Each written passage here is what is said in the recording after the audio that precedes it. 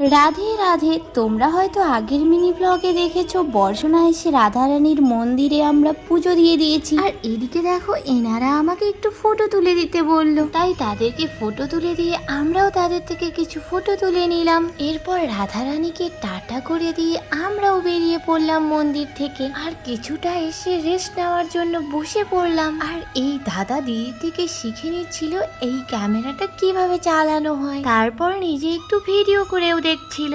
এরপর আবার আমরা নিচে নামতে শুরু করলাম। আর যেহেতু 250টা সিঁড়ি, তাই দিদাকে নিয়ে মাসি ধীরে ধীরে নামছিল।